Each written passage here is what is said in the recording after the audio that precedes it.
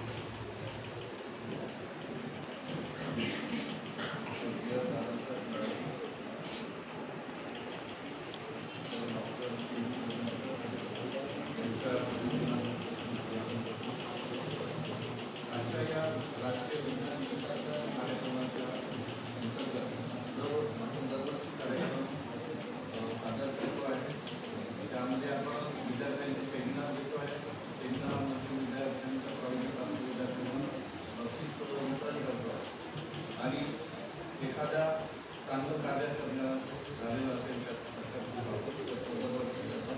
घेतो आहे. सन 2004-05 पासून हा कार्यक्रम सतत सुरू आहे.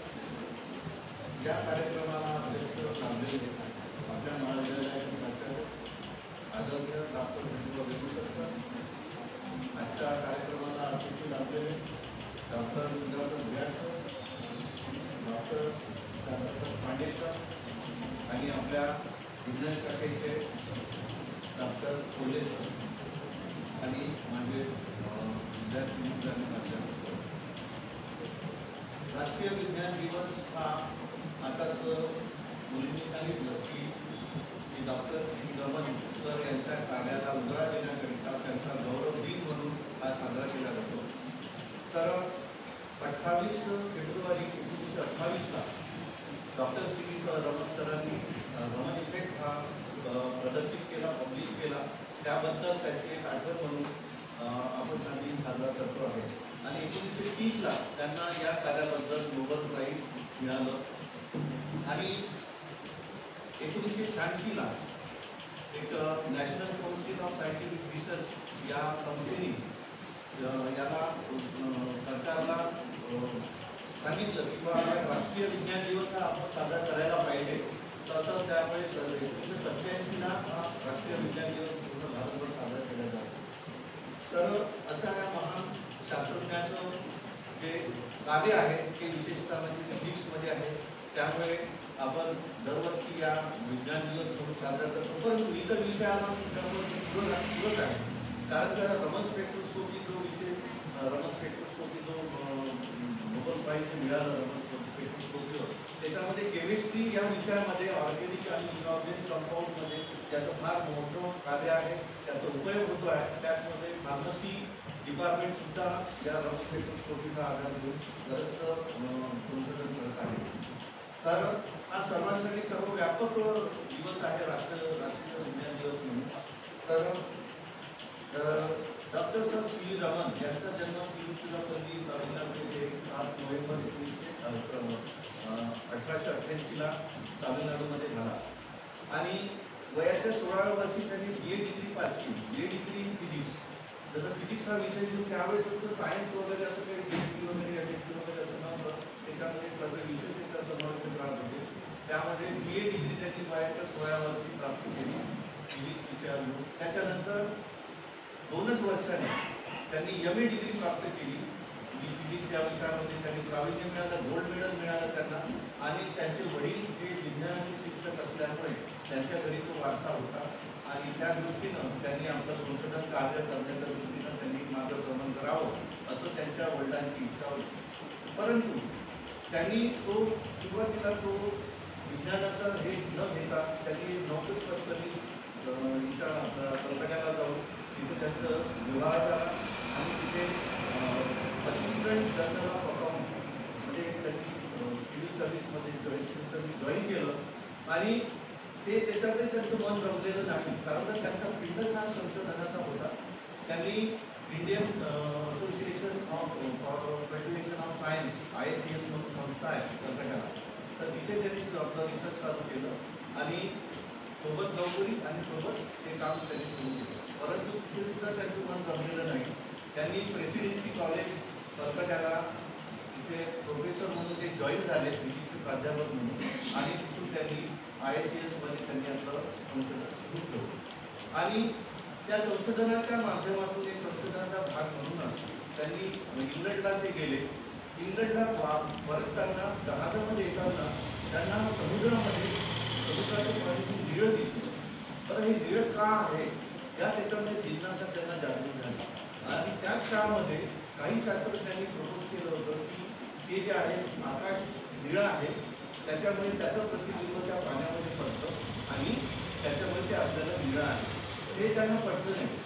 त्यांनी आपल्या कलकत्त्याला आल्यानंतर ISCS मध्ये त्यांनी प्रयोग सुरू ठेवले आणि त्या प्रयोगातून त्यांना एक सापडलं की जर प्रकाश किरण जर एखाद्या सॉलिड लिक्विड सॅम्पलला जर आपण इन्सिडेंट केलं पाठवलं तर त्याच्यानंतर त्याची वेव्हलेंथ त्याचे कलर्स वेगवेगळे निघतात. हे त्यांनी एक पहिला एक्सपेरिमेंट केला. त्या एक्सपेरिमेंटमध्ये त्यांना बरंचसं यश आलं. त्यांचे जे सहकारी होते डॉक्टर कृष्णन असे 60 सॅम्पल्स घेतले त्यांनी लिक्विडचे सॉलिडचे की त्याच्यामधून त्यांनी लाईट पाठवला पर्टिक्युलर वेव्हलेंथचा आणि नंतर त्याच्यामधून तो लाईट विखुरला दिसलेला आहे, स्प्रेड झालेला आहे, स्कॅटर झालेला आहे. तर त्याच्या वेव्हलेंथ वेगवेगळ्या मिळाल्या त्यांना. तर त्याच्यावरून त्यांना BIGR आपण जे कलर्स आहे 7 कलर त्याच्यामध्ये ब्ल्यू कलरची वेव्हलेंथ त्यांना इम्पॉर्टन्स वाटली त्याच्यामध्ये. त्याच्यामुळे मग हा कलर जास्त स्प्रेड होतो, त्याच्यामुळे हा कलर ब्ल्यू होतो आणि या संशोधनाला त्या जगात मान्यता मिळाली. त्या 28 फरवरी 1928 म्हणून हा दिवस आपण 28 फरवरीला त्यांचा राष्ट्रीय विज्ञान दिवस म्हणून साजरा करतो. या दिवशीच त्यांना जगमान्यता म्हणजे काय असतं की कोणतंही एक पहिल्यांदा हायपोथेसिस म्हणून होतं आणि नंतर तो लॉ होतो. लॉ केव्हा होतो की पूर्ण जगमान्यता मिळतं. राष्ट्र पूर्ण जगातले शास्त्रज्ञ असतात त्यांनी एकच युनिफॉर्म त्याच्यामध्ये घट द्यायला पाहिजे. तर ती जगमान्यता त्यांना मिळाली 28 फरवरी 1928ला आणि 1930ला त्यांना नोबेल प्राइज त्याबद्दल मिळालं. आणि म्हणून आपल्या भारत सरकारने दरवर्षी राष्ट्रीय विज्ञान दिवस साजरा करायचा म्हणून त्याची थीम ठेवली आहे की ती थीम विकसित राष्ट्रासाठी स्वदेशी तंत्रज्ञान. यावर्षीची जी थीम आहे 2024ची कधी म्हणजे आपल्या भारतासाठी जे तंत्रज्ञान आहे आपल्या याच्यातच व्हावं, बाहेरची मदत घ्यायची नाही. तर त्याच्यामध्ये स्वदेशीचा वापर व्हावा असं हे आणि भारताला आत्मनिर्भर करावं अशी एक त्यांची थीम आहे या 2024ची आणि त्याप्रमाणे भारत सरकार बरेचसे कार्यक्रम आयोजित करत असते. तर या कार्यक्रमाचा भाग म्हणून आपलं महाविद्यालय 2013-14 पासून एक फिजिक्स इन्फॉर्मर म्हणून आम्ही दरवर्षी विद्यार्थ्यांकडून शास्त्रज्ञांचे जेवढे काही कार्य केलेले आहेत त्यांनी नोबेल प्राईज मिळवलेलं आहे. या नोबेल प्राईज आणि शास्त्रज्ञांनी केलेल्या कार्याचं लोकांना माहिती व्हावं आणि विद्यार्थ्यांना वैज्ञानिक दृष्टिकोन सुद्धा त्याच्यातून प्राप्त व्हावा मिळावा. तर त्या दृष्टीनं आम्ही हे एक फिजिक्स इन्फॉर्मर म्हणून एक माहिती संकलित केल्या जाते विद्यार्थ्यांकडून फर्स्ट इयर, सेकंड इयर आणि फायनलच्या. दरवर्षी हा उपक्रम आमचा सुरू आहे. पहिल्या नॅकला अप्रिशिएट केलं होतं. पहिल्या नॅकच्या त्या सदस्यांनी या फिजिक्स इन्फॉर्मरला आणि या फिजिक्स इन्फॉर्मरचे एडिटर आणि ते संकलित करण्याचं जे कार्य आहे आमच्या महाविद्यालयात तरुण प्राध्यापक गणेश गिरावार या हे ते करत असतात आणि आतापर्यंत त्यांच्याच हस्ते केलेलं पूर्ण हे संकलित केलेलं कार्य आहे. त्याला आम्ही प्राध्यापक ओघाकडे सर मदत करतातच आणि त्याला मग आम्ही बाइंडिंग करून त्याला पुस्तक एक मॅगझिन करून आजच्या दिवशी राष्ट्रीय विज्ञान दिवसाच्या दिवशी दरवर्षी आम्ही पब्लिश करतो आहे. तर त्याप्रमाणे आज अजून एक महत्त्वाचं म्हणजे आपल्याच महाविद्यालयातील प्राध्यापक रोशन शेख हे सावंतवाडीला इथे त्यांना राज्य विज्ञान परिषद म्हणजे राज्य विज्ञान प्रदर्शनी होती. त्या विज्ञान प्रदर्शनीमध्ये त्यांना प्रथम पुरस्कार मिळाला हा शिक्षक वर्गातून. तर त्यांचं सुद्धा मी इथे अभिनंदन करतो आणि सर्वांनी टाळ्या वाजवून आणि काल जे सेमिनार कॉम्पिटिशन जी झालेली आहे त्या सेमिनार कॉम्पिटिशनचं एक बक्षीस म्हणजे वितरण आम्ही आज या कार्यक्रमाच्या या राष्ट्रीय विज्ञान दिवसाच्या करत आहोत आणि त्याचप्रमाणे रोशन शेख याचा सुद्धा सत्कार करण्यात